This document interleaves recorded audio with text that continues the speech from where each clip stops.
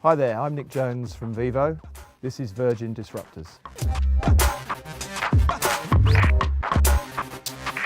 So Vevo is a music platform. We have the largest video library in the world, and ultimately what we aim to do is make music videos and music content available to everybody wherever they are. At this point in time, we do about 4 billion video views a month globally to about 250 million users. We also are in the process, and this is my role, of rolling out Vevo itself, so vevo.com and our Vevo apps on iOS, on Android, tablets, smartphones, Apple TV, Xbox, around the world as well. And so far, we're live in 13 countries. I think the music industry is in the process of adapting itself. And the problem with any great change that we face at the moment is that it doesn't all fit nicely into a box and you say, well, now this is finished and this has started, so we can swap those. So I think there's a lag, and we're at that point, and I think people will look back on history of maybe the last 5 to 10 years and maybe the next 5 to 10 years as being an enormous change, not just in music, but in the way we live and the way that we do things. So I think it's fair to say the lines on the graph might have crossed, but maybe the business models haven't caught up with that.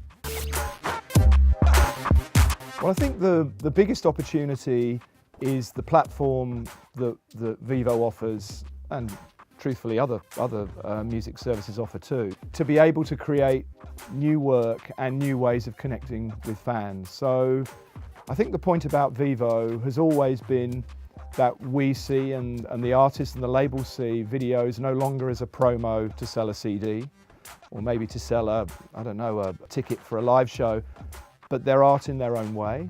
And if you look at the way that videos have evolved, and I'm sure the way they will evolve, they are works of art and they're telling a story. So I think the platform now allows artists to be much freer and more able to be creative in the way that they can connect with their fans. As a result, that should ultimately mean that there are more ways to be able, I guess, to make money.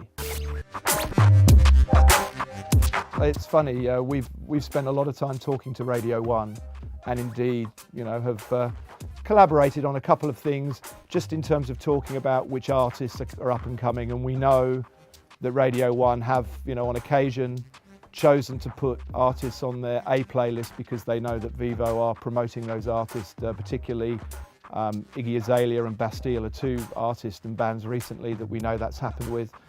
Look, radio still plays an important part.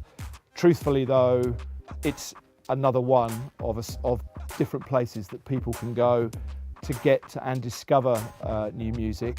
There was a time when it was pretty well the only place. It's certainly not the only place now, but to say it's irrelevant or it's not important is to completely undersell and underplay the importance of radio in the market today. For me, Songkick is vitally important. I'm a live music junkie. I have the best job in the world because I get to travel the world to launch Vevo, but I also get to go to lots of gigs. So Songkick for me, telling me who's live, where they're live, particularly when I'm traveling and I can say, okay, I'm going to be in Berlin next week, who's playing live in Berlin. I mean, I love the way that Arcade Fire are trying to move things on. Our future is undoubtedly video, but what will video mean, and if we're having this conversation in 5 years' time, when I say the word video, what will that mean to you?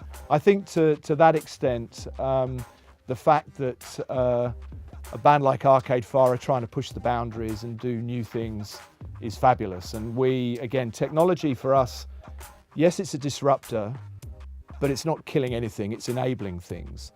And we see ourselves as a technology company as well as a music company. And so to that end, the fact that technology we see, as much as it's challenging, it's liberating too.